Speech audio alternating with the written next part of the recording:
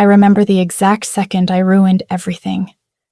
The flame clicked, the cigarette caught, and Dario Valtieri went silent. I need to leave early, I said, adjusting my coat strap with hands that refused to stop shaking. I have a date. The words landed between us like a loaded gun. Dario didn't look at me right away. He leaned back in the armchair instead, slow and deliberate, like time bent around him. The city stretched behind him through floor-to-ceiling glass, Milan glowing beneath the night, elegant and indifferent. Somewhere below, traffic hummed. Somewhere farther, men were dying in alleys because of him. He flicked the lighter shut. Smoke curled from his lips, lazy, controlled. It drifted through the penthouse like a warning I was too stubborn to hear. A date, he repeated. His voice was quiet. That was the problem. Men feared Dario most when he was quiet. I had seen him raise his voice exactly once. A man cried before the echo faded. I should have stopped talking. I knew that. Every instinct screamed at me to retreat, to apologize, to pretend I hadn't said anything at all. But another part of me, the reckless, hollow part that had been rotting since my mother died, refused to back down. Yes, I said. A date. The silence thickened. Dario crossed his legs, suit immaculate, cufflinks catching the light. He looked carved, not born. Sharp jaw, dark eyes, control layered so deep it felt permanent. He ruled the city's underbelly the way kings used to rule continents, through fear, loyalty, and blood contracts no one escaped. And I was standing in his penthouse, alone with him, daring him to react. My name is Lavinia De Luca. I was his assistant, and I had just challenged the most dangerous man in Milan. The smoke stung my eyes. His cologne, leather, tobacco, something metallic, clung to my skin. I hated how familiar it had become. I hated that my pulse spiked when his gaze finally lifted and locked onto me. Not angry, worse, assessing, like I was territory. Who? He asked. One word, soft, precise. My spine stiffened. That's not your concern. His eyes darkened, just a shade. The cigarette burned untouched between his fingers. You work for me, he said. You disappear early. It becomes my concern. I'm not disappearing, I snapped. I'm leaving, like a normal person. Normal? The word tasted bitter between us. Dario stood. He didn't rush. He didn't need to. He closed the distance with the confidence of a man who knew no one would stop him. Each step tightened the air in my lungs. I told myself not to move. I failed. I took a step back. Then another. Marble chilled my heels. He stopped inches away. Up close, he was all angles and danger. The kind of man mothers warned daughters about in whispers. The kind of man newspapers never named. His presence pressed against me without a single touch. Normal people, he said quietly, do not lie to me. I'm not lying. He studied my face, every flicker of fear, every breath I tried to steady. His gaze dropped to my mouth for half a second before returning to my eyes. You are, he said, and you're bad at it. Anger flared. Fear followed. You don't own me, I said. That did it. Not an explosion. Not rage. Something colder. Dario reached out and caught my wrist. Not hard. Firm. Final. My heart slammed so violently I was sure he felt it beneath his thumb. I don't need to own you, he said. You're already here. I should have pulled away. I should have screamed. Instead, I froze, trapped between the heat of his hand and the memory of every warning I had ignored to get this job. The job that paid too well. The job I took after Papa vanished under gambling debts. The job that pulled me into a world that smelled like gun oil and silk. The job I took because my mother's death left a hole nothing clean could fill. She wasn't supposed to die. She wasn't part of the life, she was collateral. Dario knew that. He had listened the night I broke down in his office, tears soaking his desk while rain battered the windows. He hadn't touched me then. He hadn't comforted me. He just listened. That scared me more than any lie. "Let go," I whispered. His thumb brushed my pulse. Fast. Uneven. Interesting. He released me abruptly, like he'd proven something and lost interest. He turned away, walking back to the window. The cigarette burned down between his fingers. Ash fell onto the marble floor. "You're free to go," he said. The words shouldn't have sounded like a threat. They did. I grabbed my coat, hands clumsy.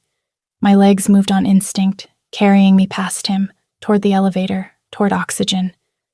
Just before the doors closed, his voice stopped me. "Cancel it." I looked back. "Excuse me?" "The date," he said, eyes fixed on the city. "Cancel it." "I don't take orders about my personal life." He smiled then.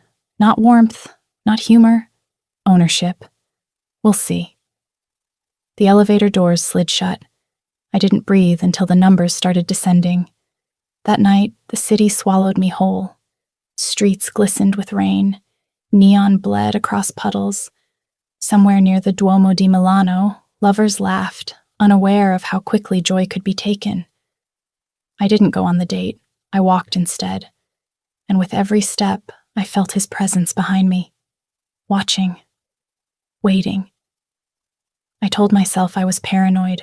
I was wrong. Because when I returned to work the next morning, there was a file on my desk.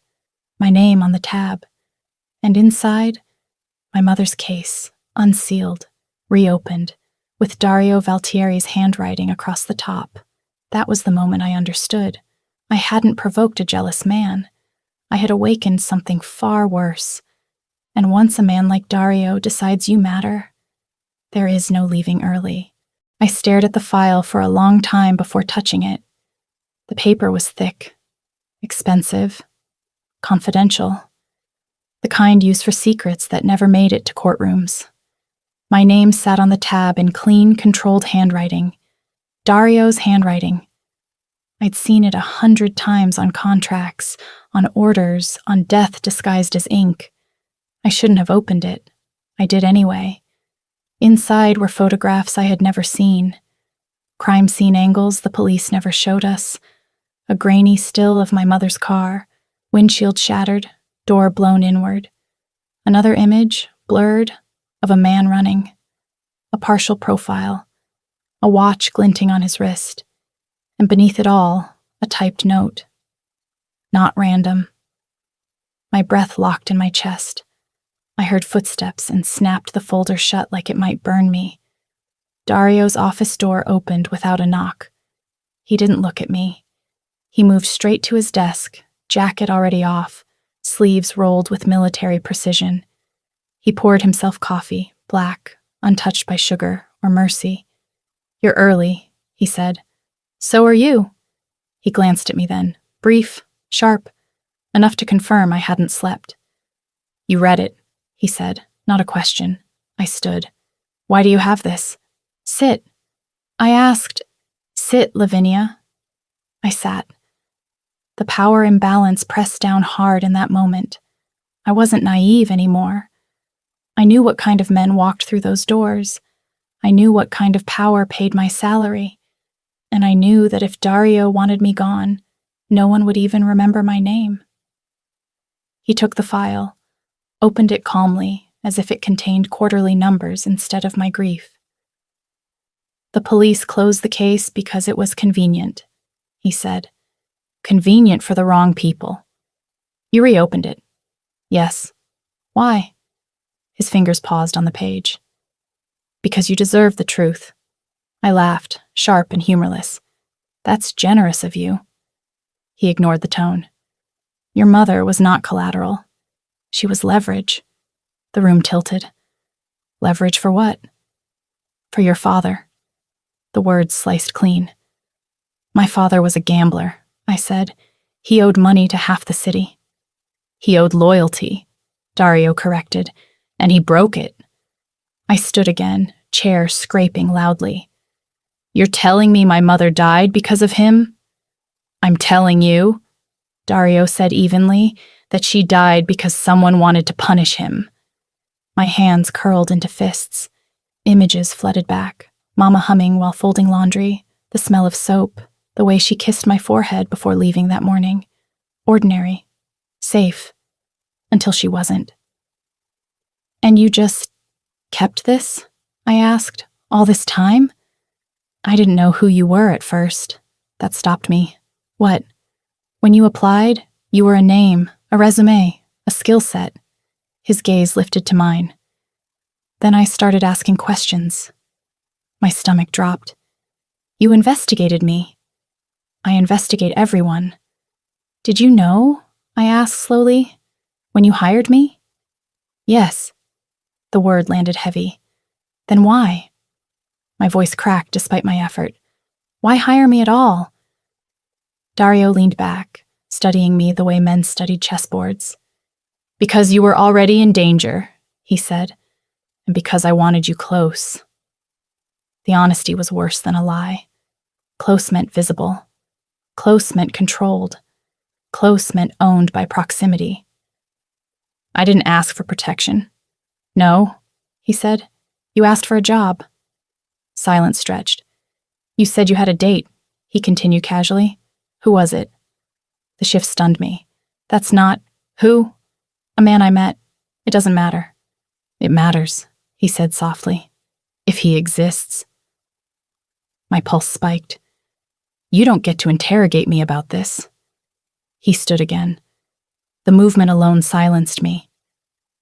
I get to know who is near you, he said, because whoever killed your mother is still alive. Cold washed through me. And because, he added, stepping closer, anyone close to you is leverage. There it was, the truth beneath the concern. You're isolating me, I said. I'm keeping you alive. For how long? I whispered. As long as you listen. The days that followed tightened around me like a slow noose. Security appeared without announcement. A driver waited every morning. Meetings shifted so I was always within his line of sight. My phone behaved strangely, battery draining, calls dropping, surveillance dressed as convenience. And Dario watched. Not openly, not obsessively, precisely. His gaze tracked me in rooms full of killers. His hand hovered near my back without touching. He corrected men who interrupted me. He listened when I spoke. Which made it worse, because the more he protected me, the more dependent I became. One night, I confronted him. I feel like I'm disappearing, I said. You're becoming visible, he replied. To you? Yes. That's not comforting. He stepped close enough that I smelled smoke and steel. It should be. Why? Because I don't lose what's mine. The words echoed long after I left his office. I stopped seeing friends, stopped answering calls. Life narrowed to him, the building, the city through tinted glass. Fear blended with something darker, anticipation. Want. I hated myself for it. The tension snapped the night he summoned me after midnight. His private floor, no staff, no witnesses. I walked in knowing nothing would ever be the same. He stood by the window again, city burning below. Sit, he said. I didn't. He turned, eyes unreadable. I can protect you in pieces, he said, or completely. And the cost? You already know. My heart pounded. Say it. Stay. The word wrapped tight. With me, he finished. Under my roof. Under my rules. That's not protection, I said. That's captivity. He didn't deny it. It's survival. I thought of my mother, of the file, of the men still breathing somewhere out there. What happens if I say no? Dario stepped closer, voice dropping. You won't. And I knew, with a clarity that terrified me, that he was right. I didn't answer him right away. The penthouse felt different after midnight, quieter. No hum of staff, no polite distance, just me, Dario, and the truth pressing in from every angle. "Stay," he'd said, "under my roof, under my rules." I walked to the window, needing space, needing air. The city stretched endlessly, lights blinking like nothing was wrong. People laughed somewhere, slept somewhere, loved somewhere. I wondered how many of them understood how close violence always was. "You're asking me to give up my life," I said. "I'm asking you to keep it." I turned back to him. "You already control my job, my schedule, my movements. What's left?" "Your safety," he said. "Your future. My freedom." He tilted his head slightly. "Freedom is a myth sold to people without enemies." Anger surged. "You don't get to decide that for me." "I already have." I laughed, breathless. "You sound like a villain." "I am," he said calmly. "That's why you're still alive." Silence swallowed the room. I hated that part of me, the part that believed him, that trusted his certainty more than my own instincts. "What exactly are you offering?" I asked. Dario walked to the bar, poured 2 fingers of amber liquid into a glass, untouched by ice. He didn't offer me one. "You move into one of my residences," he said. "Security is constant. Your work continues, but only with me. No unscheduled outings, no unexplained absences. And my friends? Gone. My phone? Monitored. My choices?" He met my eyes. "Limited." I swallowed hard. "And in return?" "I find who ordered the hit on your mother," he said, "and I end them." The word end carried no drama, no flourish, just fact. My chest ached. "You would do that anyway." "Yes," he admitted, "but with you close, I move faster." "Because you become bait," my mind supplied. I crossed my arms. "What if I refuse?" Dario didn't hesitate. "Then you walk out that door," he said, "and I pull my protection." My heart stuttered. "Protection you forced on me. Protection you now rely on." He wasn't cruel about it. That was the worst part. He stated reality the way surgeons described risk. I thought of the man in the photo, the watch, the shadow running free. "How long?" I asked quietly. "Until it's done." "And after?" His gaze lingered on me. "Then you choose. A lie, or close enough to feel like one." I stared at the city until my eyes burned. "I need time." "You have 5 minutes." I laughed again. "You're generous." "I'm efficient." I paced, my thoughts tangled. Fear, anger, grief, something dangerously close to relief. The idea of not being alone anymore tempted me more than I wanted to admit. I stopped in front of him. "If I do this, there are conditions." He arched a brow. "You don't bargain well from your position?" "Try me." "Speak." "I won't be touched without my consent." A pause, small, telling. "Agreed," he said. "I won't be lied to about my mother." "Agreed." "I keep my name," I said. "I'm not becoming a ghost." His mouth curved barely. "You never could." "And this," I added, voice tight, "doesn't mean I belong to you." Dario stepped closer, close enough to feel his heat. "It already does," he said softly, "but we won't say it." I should have walked away. I nodded. He didn't smile. He nodded back once, sharp and final. "Pack a bag," he said. "You leave tonight." Tonight. The speed stole my breath. "I need nothing you can't replace." 2 men appeared at the doorway as if summoned by thought alone. "Escort?" Dario said. "Quiet." The drive felt unreal. The city blurred past tinted glass. No sirens, no conversation, just motion. We stopped at a building I'd never noticed before. Steel and shadow, unmarked. Inside, silence swallowed us whole. The apartment waited on the top floor. Not flashy, controlled. minimal, expensive without trying, a cage disguised as a sanctuary. Dario followed me in, coat already gone, sleeves rolled. "This is temporary," he said, "until I'm sure." "Sure of what?" "That no one followed." He removed his watch, set it down carefully. The gesture felt intimate, unsettling. "There are rules," he continued. "You learn them quickly. I don't break easily." "I know." The bedroom door stood open, neutral, impersonal. "Sleep," he said. "Tomorrow, everything changes."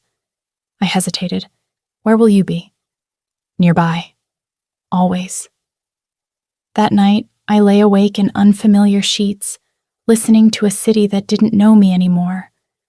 Fear curled in my stomach, sharp and alive, but beneath it, something steadier, something dangerous. I had stepped into his world, and doors like that never opened twice. Sleep didn't come. I lay in the dark, staring at a ceiling that didn't belong to me, listening to the soft hum of a building designed to survive sieges. Cameras blinked somewhere beyond the walls. Guards rotated in silence. Every breath I took felt observed. I wasn't alone. That truth settled into my bones by morning. When I stepped into the kitchen, coffee was already waiting. Fresh, strong, exactly how I drank it. Dario stood by the counter, jacket off, sleeves rolled, reading something on his phone like this was any other day. "You didn't sleep," he said without looking up. "You don't say." He slid the cup toward me. "Drink?" I did, because exhaustion made obedience easy. "We're going out today," he said. My spine stiffened. "Where?" "You're meeting someone." "I thought you said—" "I said no unscheduled outings," he corrected. "This is scheduled." By him.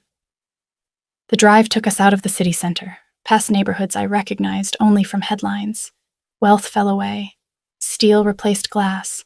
Warehouses lined the road like silent witnesses. We stopped at a private clinic.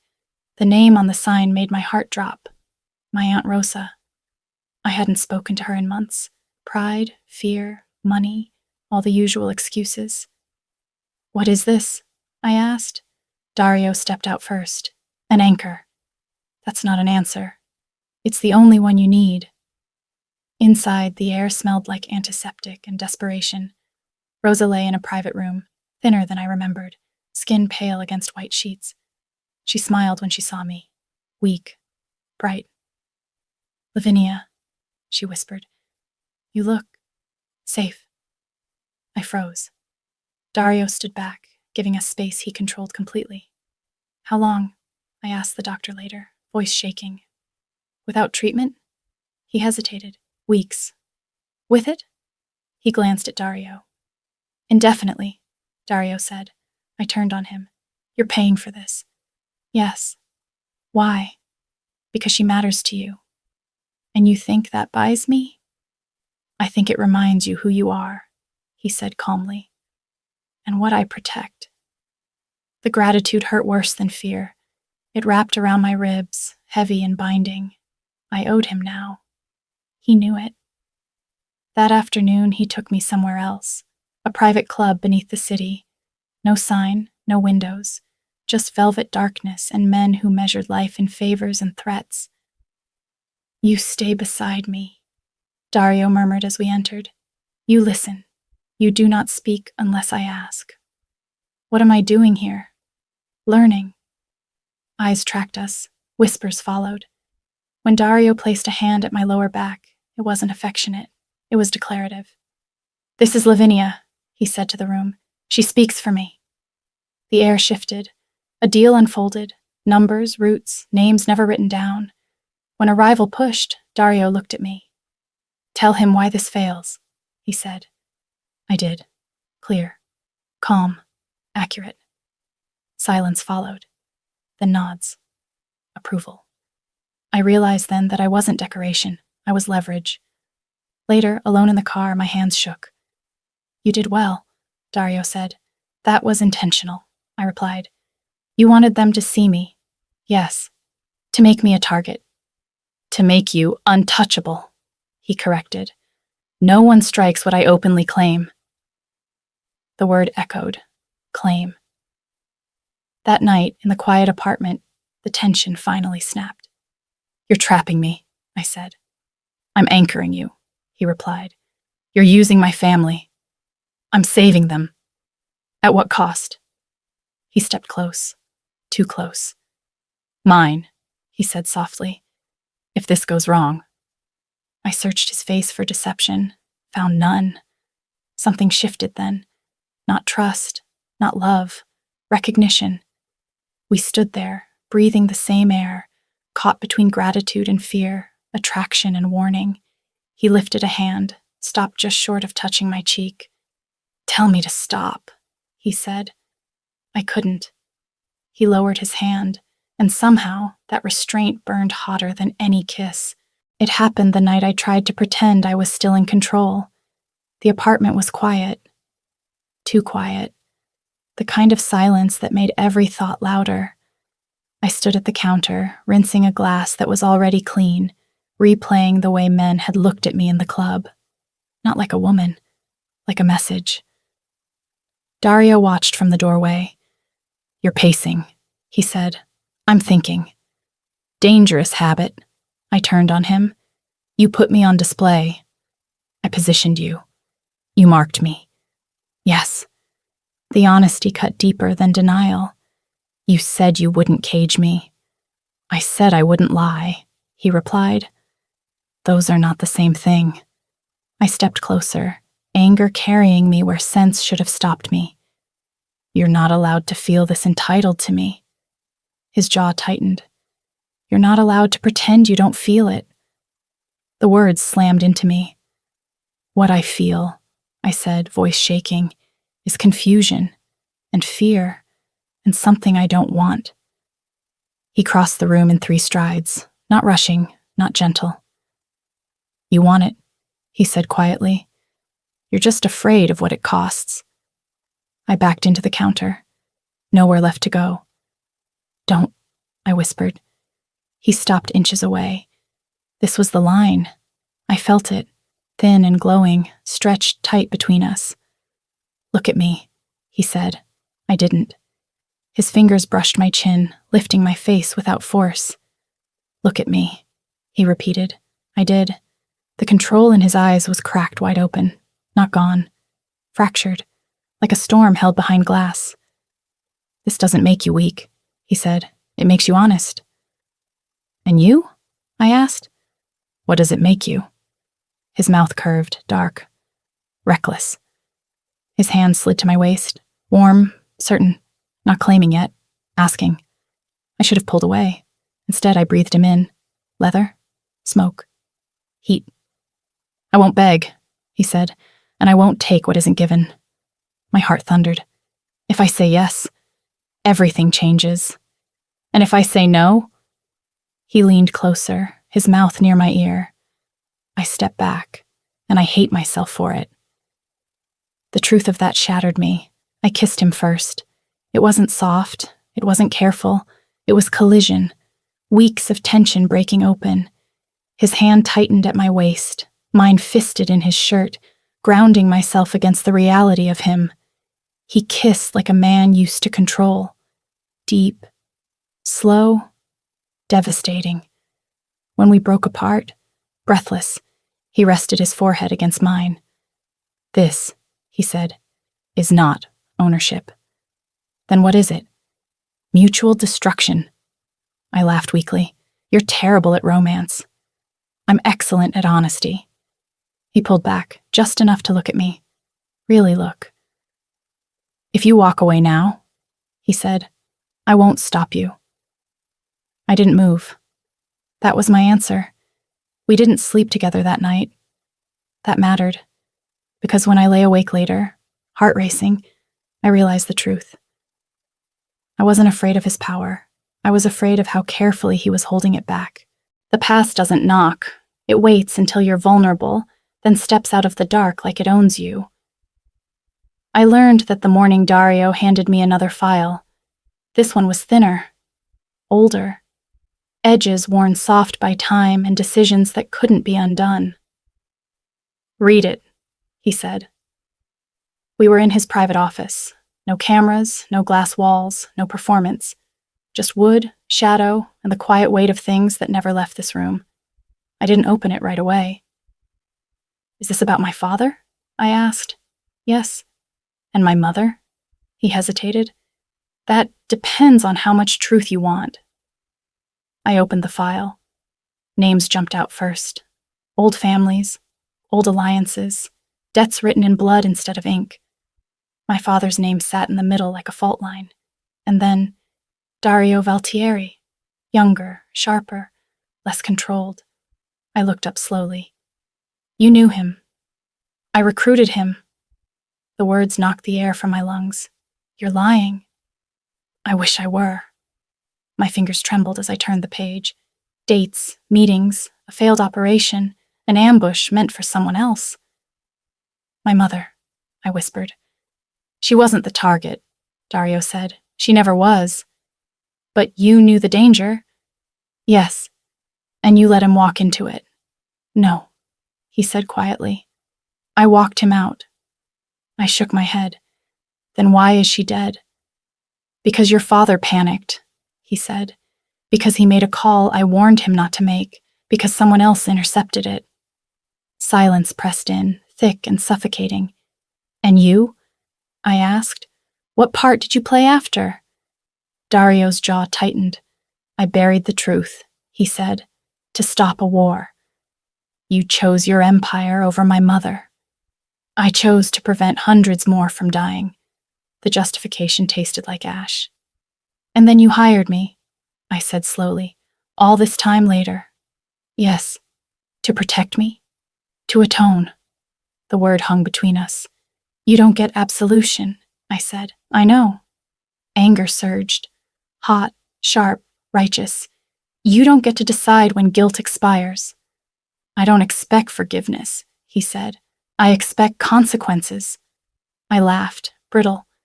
"You're afraid I'll destroy you." "No," he corrected. "I'm afraid you won't." The honesty stunned me. "I could expose you," I said. "Yes." "I could leave." "You won't." "Because you're holding my life hostage?"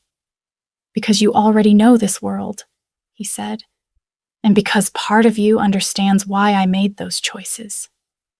I hated that he was right. The truth settled ugly and heavy. There were no clean hands here, just different stains. "Who ordered the hit?" I asked. Dario's eyes hardened.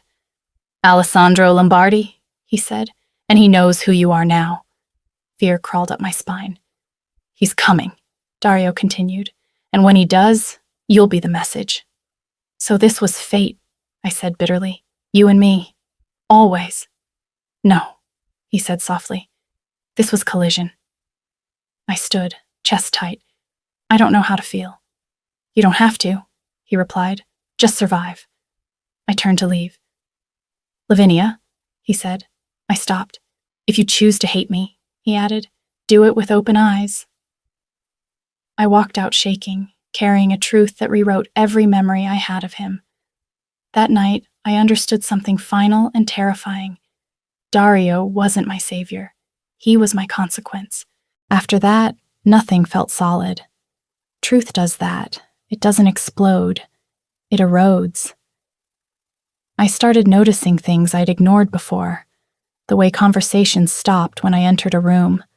The way security doubled without explanation. The way Dario's phone never left his hand anymore. And the way he watched me. Not possessive, protective. Like he was counting down to something. I tested my boundaries in small ways at first. Changing routes inside the building. Staying up late in rooms he didn't expect me to be in. Watching how quickly his system adjusted. Too quickly. "You don't trust me," I said one night. "I trust you completely," he replied. "I don't trust what's coming." I didn't sleep much. When I did, dreams came sharp and disjointed.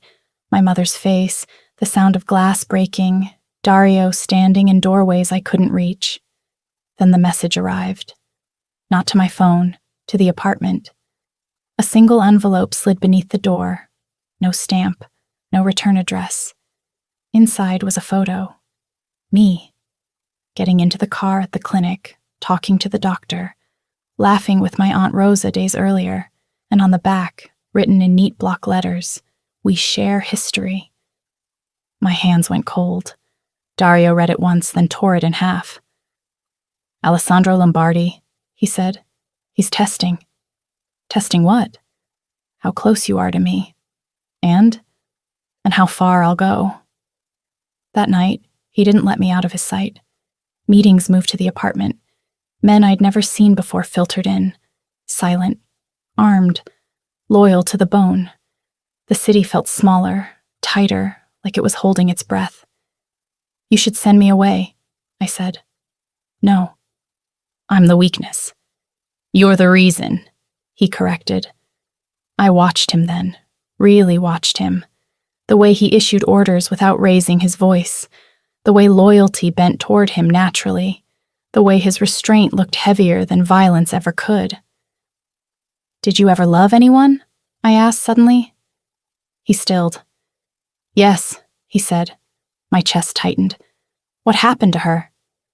"She chose safety," he replied. "I chose power. And now? Now I know power is useless without something worth defending." The admission scared me more than any threat.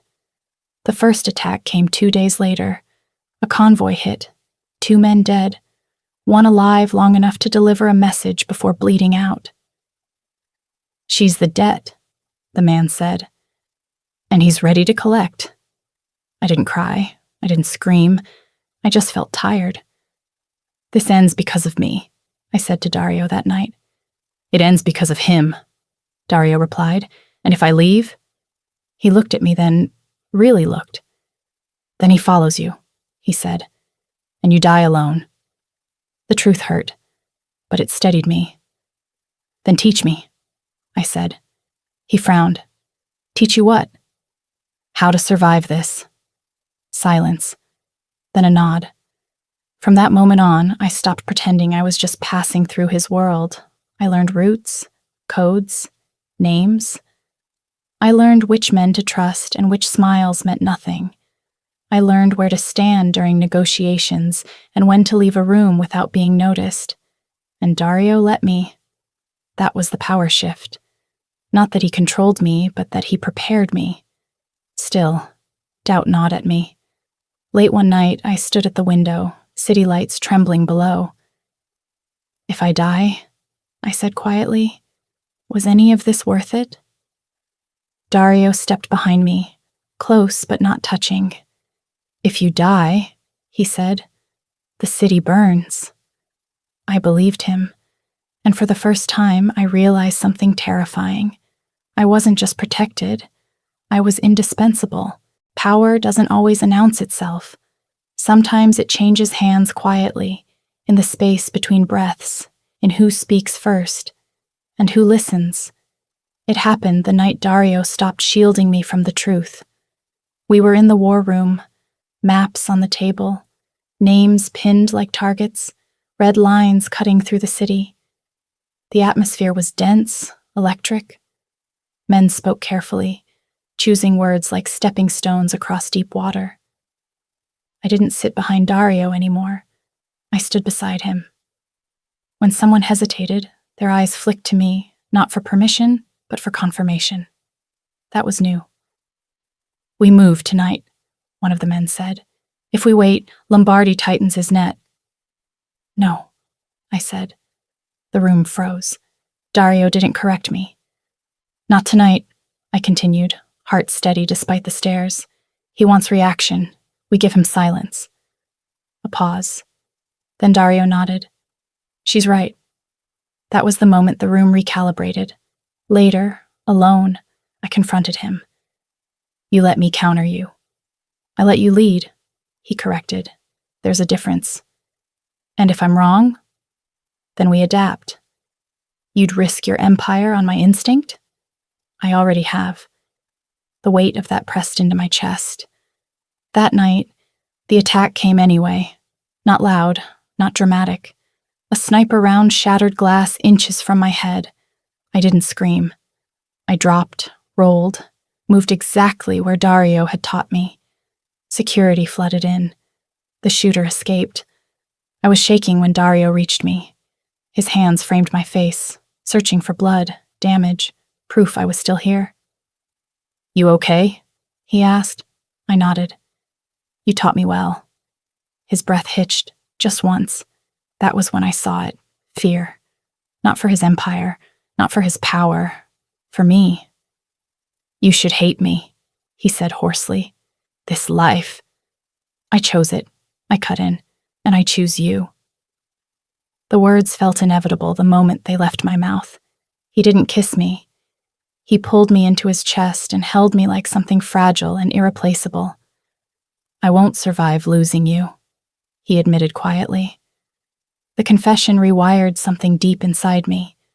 We stopped pretending after that, not publicly, not recklessly, but in the small things, shared looks across rooms, fingers brushing deliberately, the way he trusted me with decisions that meant blood or peace. I wasn't his weakness anymore. I was his balance. The final plan came together fast. Lombardi would make a move. He always did when silence unsettled him. We let him believe I was isolated, vulnerable. The bait. "You don't have to do this," Dario said the night before. "I do," I replied. "This ends with me standing, not hiding." He searched my face, then nodded.